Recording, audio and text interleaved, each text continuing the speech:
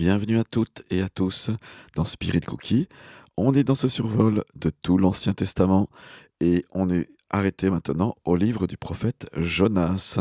Peut-être ce nom vous dit quelque chose si vous n'êtes pas familier avec la Bible. Jonas, c'est l'histoire du gros poisson. Jonas, c'est l'histoire du prophète qui doit annoncer à une grande ville qui n'est pas juive, puisque vous savez que toute la Bible a pris naissance en Israël, ou pratiquement toutes. Et donc on a l'histoire en 4 chapitres du prophète Jonas.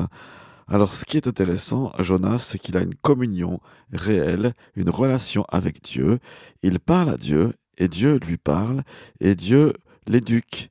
Dieu éduque son prophète, Dieu nous éduque, Dieu aime à nous éduquer. Jonas est envoyé dans une grande ville qui s'appelle Ninive. Cette ville, elle est connue dans l'histoire. Il annonce la parole de Dieu et il dit si ça continue comme ça, s'il n'y a pas de repentance, Dieu va juger même la ville de Ninive, cette grande ville. Alors à l'époque, on sait que Ninive, c'est un petit peu comme la ville de Genève où j'habite et le canton. En fait, il y a ce qu'on appelle la ville elle-même, donc la cité ninivite, et il y a aussi également non seulement la cité ninivite, mais il y a les agglomérations autour à Genève qu'on appelle le Grand Genève. Eh bien, il y a la grande ville au temps de Jonas, avec 4 agglomérations qui sont là, et on a une indication en fait où le texte biblique nous dit que pour faire le tour de la ville, il faut au moins 3 jours pour Jonas.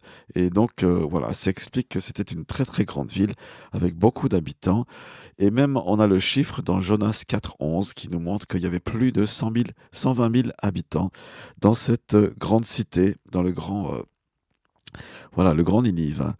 Jonas appelle les païens à la repentance. Alors lui-même, il entend l'appel de Dieu pour partir dans cette ville de Ninive, mais en bon nationaliste juif, il refuse d'y aller et il s'embarque pour un bateau qui va dans la direction opposée à Ninive.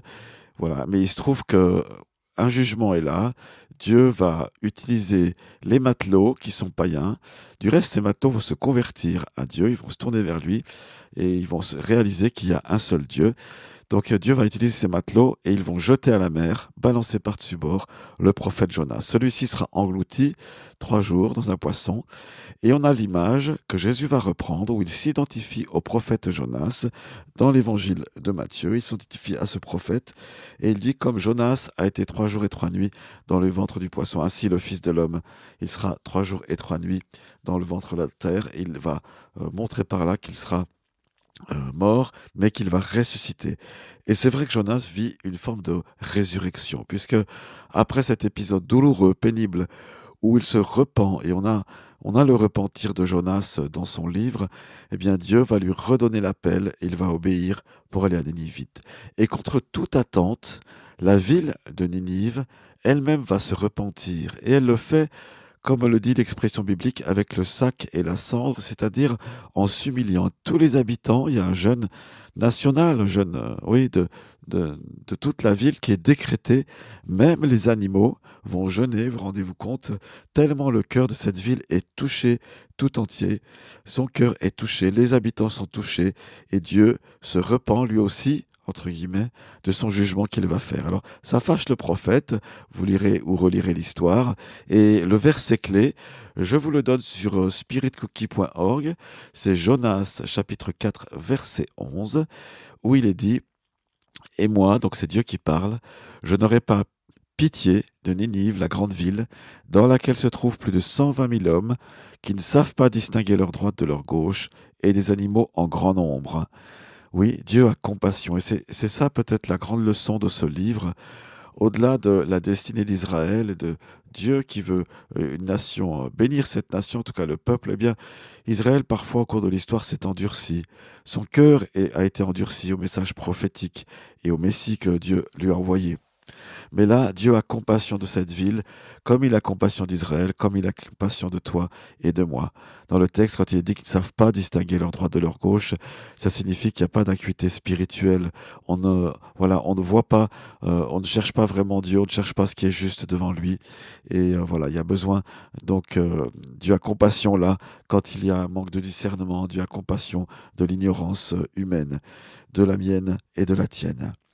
Voilà, c'est ce que je voulais te laisser à travers ce prophète Jonas. Donc Jésus l'a considéré, ça c'est intéressant. C'est dans Matthieu 12, versets 41, 40-41. Et puis Luc 11, 32, si jamais pour ceux qui vont faire les recherches. Je t'invite à aller sur spiritcookie.org. Tu peux y laisser un commentaire.